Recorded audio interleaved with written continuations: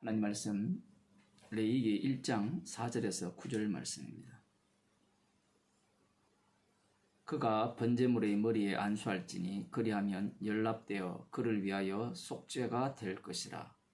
그는 여호와 앞에서 그 수송아지를 잡을 것이요 아론의 자손 제사장들은 그 피를 가져다가 회막문 앞 단사면에 뿌릴 것이며 그는 또 그 번제 희생의 가죽을 벗기고 각을 뜰 것이요 제사장 아론의 자손들은 단 위에 불을 두고 불 위에 나무를 버려놓고 아론의 자손 제사장들은 그 뜬 각과 머리와 기름을 단 위 불 위에 있는 나무에 벌려놓을 것이며 그 내장과 정갱이를 물로 씻을 것이요 제사장은 그 전부를 단 위에 불살라 번제를 삼을지니 이는 화제라 여호와께 향기로운 냄새니라.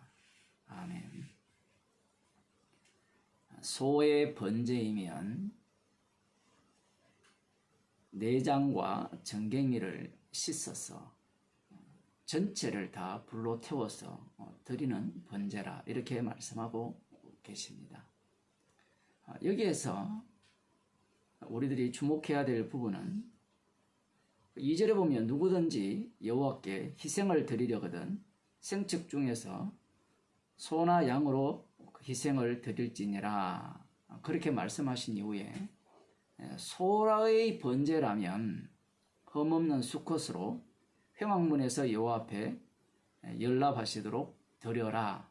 끝! 드리고 돌아가라. 나머지는 알아서 이 제사장들이 처리할 것이다. 이렇게 말씀하시는 것을 우리들은 원해요. 사실은.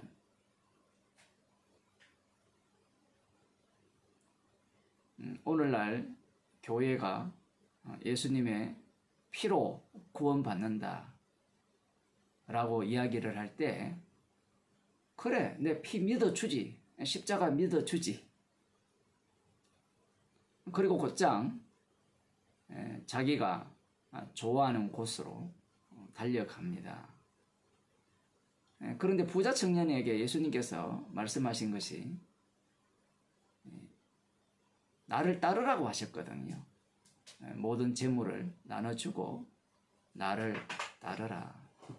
나를 따른다는 의미는 자기가 하는 게 아니죠. 주님께서 친히 성령을 주셔서 동행을 하시는데 이스라엘 백성들에게 이 번제에 대한 이 규례 하나님께 온전히 헌신한다.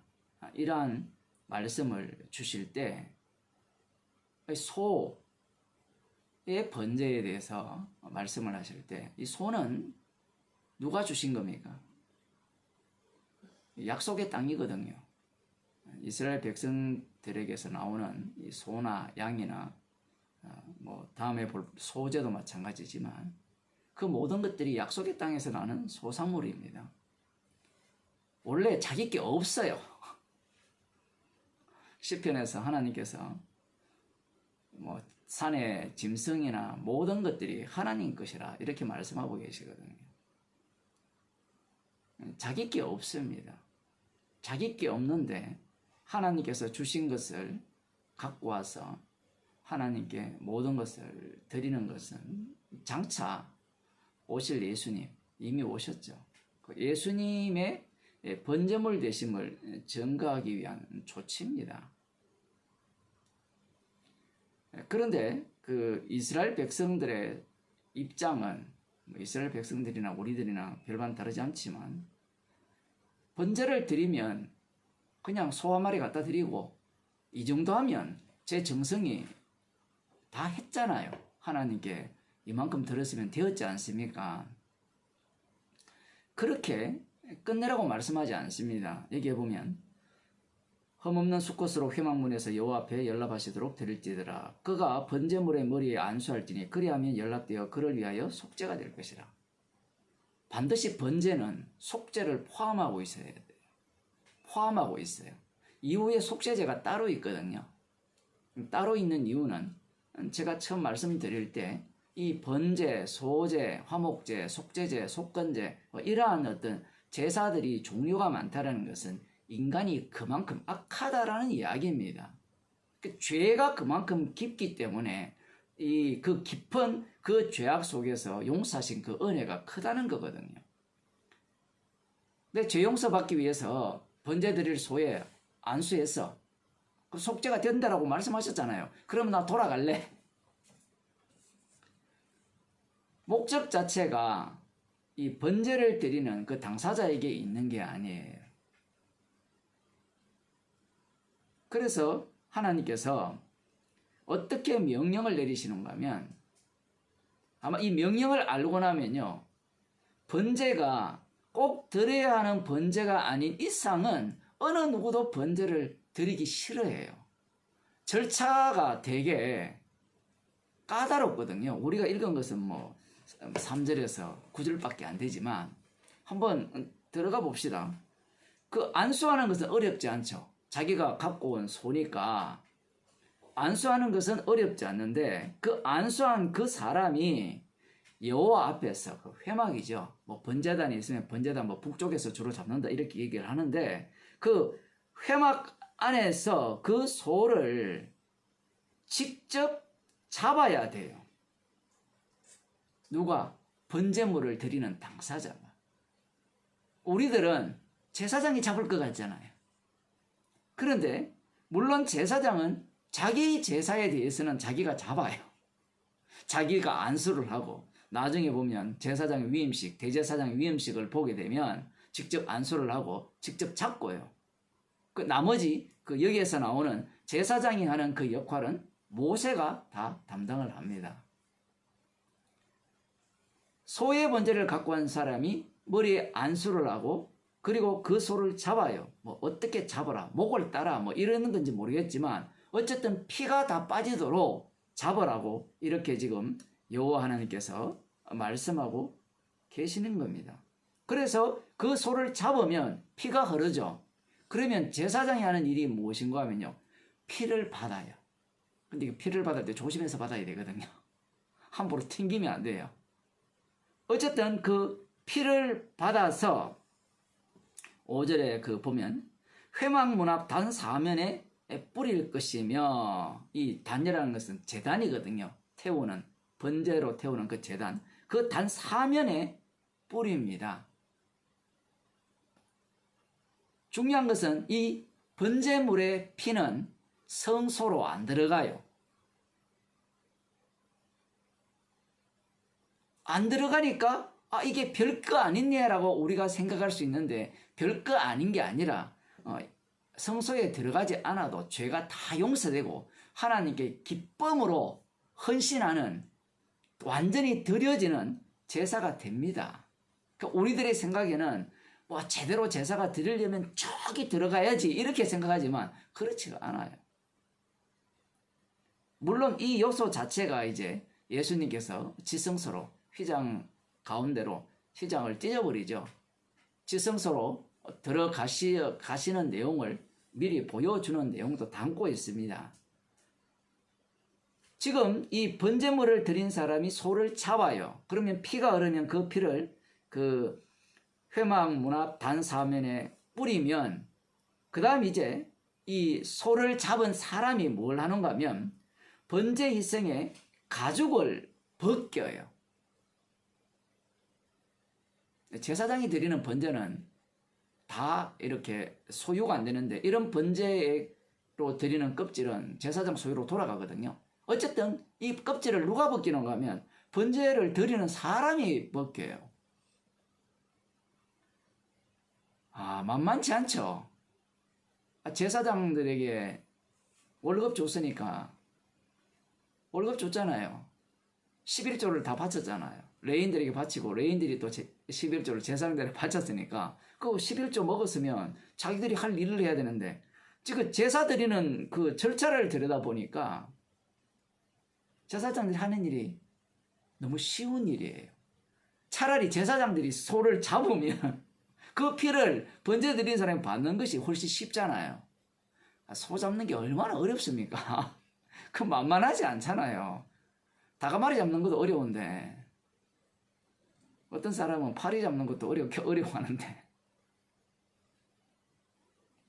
그 다음 각을 뜨고 그 고기를 다 이렇게 나누고, 그렇게 하면 제사장 아론의 자손들은 단 위에 불을 두고 불 위에 나무를 버려놓고, 그 다음 아론의 자손 제사장들은 그 뜬각과 머리와 기름을 단 위 불 위에 있는 나무에 벌려놓아요. 펼쳐놓습니다. 타도록. 그러면서 이제 그 번제물 드리는 사람이 그 내장은 다 더럽잖아요. 그걸 다 씻고 정강이를 물로 씻으면 제사장은 그 전부를 단위에 번제를 불살라 번제로 드리는 겁니다. 지금 같이 일을 하죠. 세 가지 요소, 그 불까지 하면 네 가지 요소죠. 제단이 있고, 그 다음 소가 있고, 제사장이 있고, 번제물 드리는 사람이 있습니다. 같이 돌아가죠. 이게 한꺼번에 같이 돌아가는 겁니다. 왜 이렇게 하시느냐? 그 이유가 뭘까요?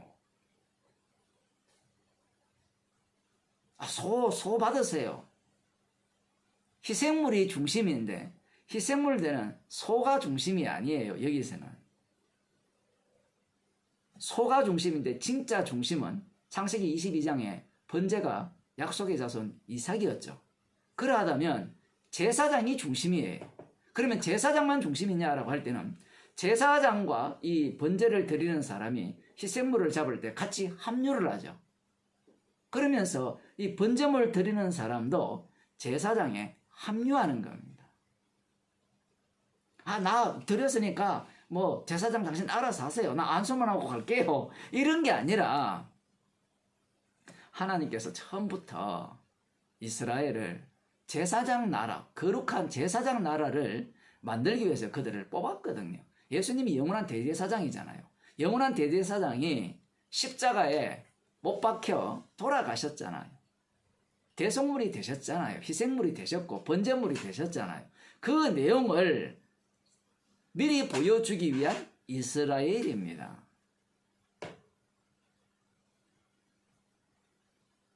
그래서 이 번제물을 드리는 사람이나 아니면 이 제사장이나 모두가 다 누구를 위한 제사장이고 누구를 위한 이 번제물을 드리는 당사자고, 동물 자체는 그림자니까 그냥 빠져야 돼요. 나중에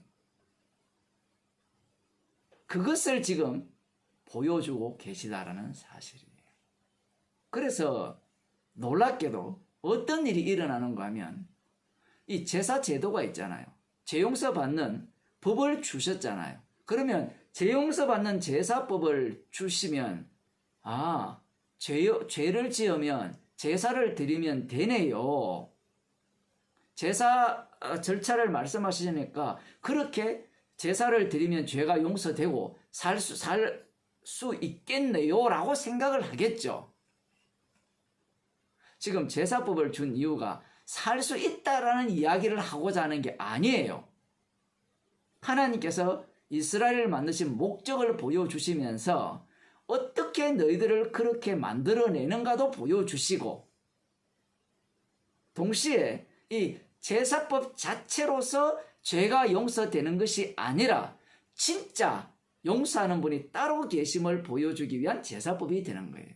그래서 레위기 10장에 보면 나답과 아비후라는 제사장이, 이런 제사를 드리는 제사장이 하나님께서 명하시지 않는 불을 갖고 이 향을 피웠습니까? 그래서 죽었어요.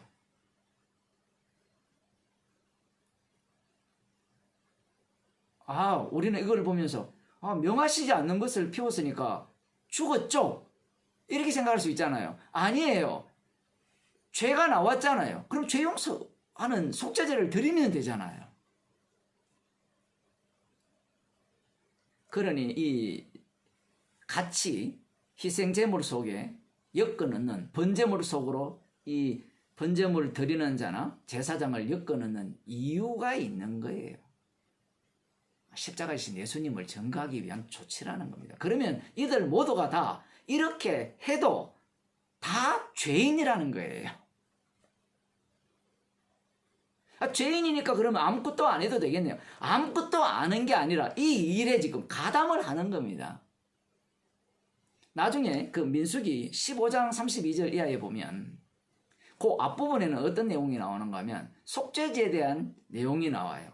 뭐 회중이 죄를 범하였을 때 속죄제를 드리면 이스라엘 회중 전체의 죄가 용서된다. 그리고 개인이 죄를 범하더라도 제물을 잡아서 속죄제를 드리면 죄를 용서한다는 내용이 담겨 있는데 그 다음 나오는 게 이 15장 32절에 어떤 사건이 발생하는가 하면 어떤 사람이 안식일날 나무를 한 거예요. 이미 출애굽기 35장 2장에서는 안식일날 나무한 자는 죽이라 했어요. 일한 자는. 나무한 게 일이잖아요. 근데 그들 보기에는 갑자기 머뭇거리는 겁니다. 나무한 게 일이지 아니지.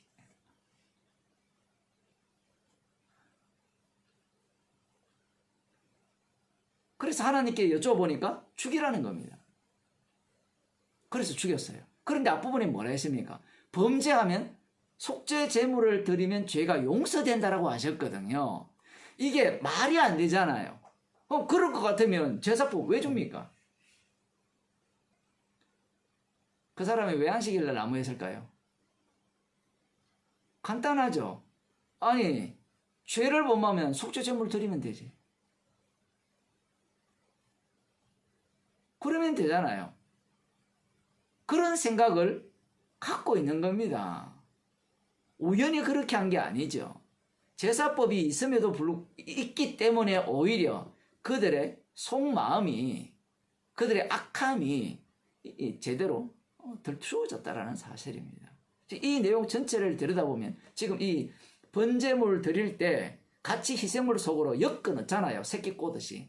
뭐 어릴 때 새끼 꼬고 하잖아요. 여러분 꼬봤는지 모르겠지만 이렇게 꼬거든요. 이렇게 꼬면 같이 꼬아가지고 나중에 한 새끼가 되잖아요.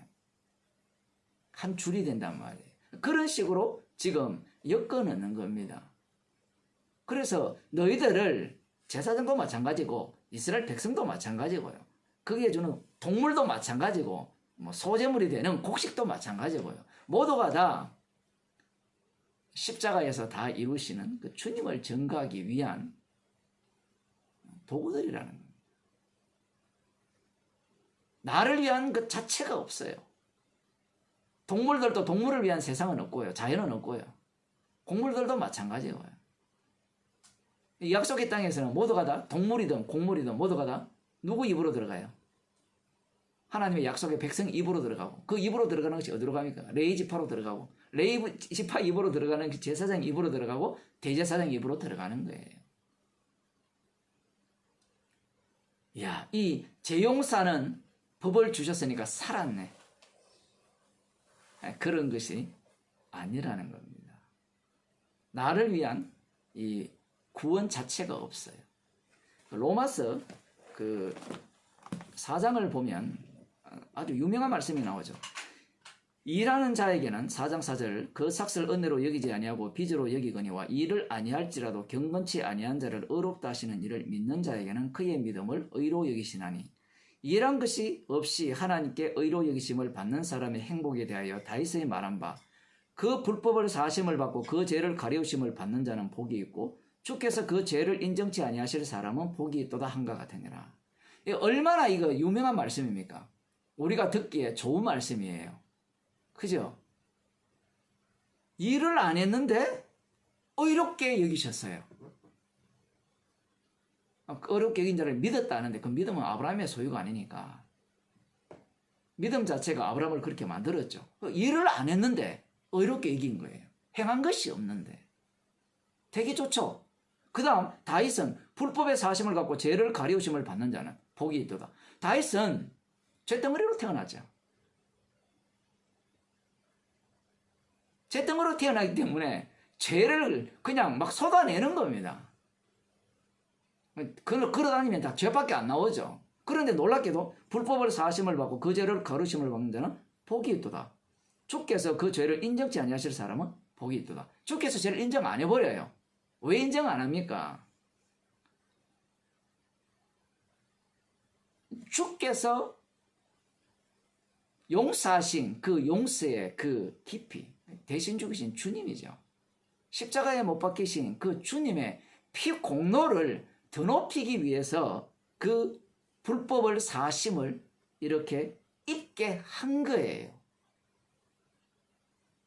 그러면 다윗은 좋겠다.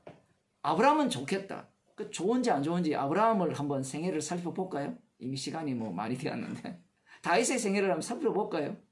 그 인생 자체가 다 어떤 인생이었어요? 다윗을 위한 인생이 있었습니까? 아브라함 자신을 위한 인생이 있었어요? 방금 여기에 나오는 이 말씀, 일을 아니할지라도 일 아니한 자를, 경건치 아니한 자를 어렵다 하시는 이를 믿는 자에게 그의 믿음을 의로 여기시는 그 내용을 보여주는 인생. 그 자체가 제목이죠. 다윗도 마찬가지입니다. 우린 이런 말씀을 보면서 행위로 말지 않고 믿음으로 의롭게 되었으니까 나 구원받았네.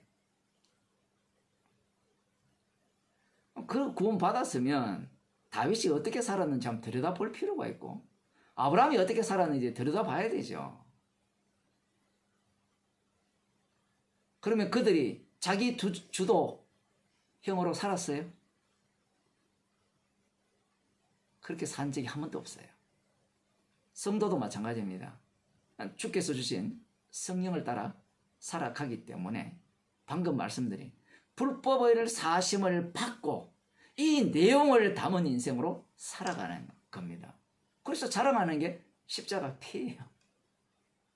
그 피를 자랑하니까 성도의 인생은 그 자체가 십자가 사건 속으로 휘말리게 되는 거예요. 기도하시겠습니다. 하나님 아버지, 주님의 십자가의 피로 우리의 불법을 사하시고 우리에게 참된 복을 허락하셨습니다. 주님의 십자가만을 자랑하라고 우리들을 하나님의 자녀로 삼아주심을 감사드립니다. 우리의 인생이 십자가만을 자랑하는 그리스도 안에 살아가는 주님의 고난을 따라가는 인생이 되게 하여 주옵소서. 예수님 이름으로 기도드리옵나이다.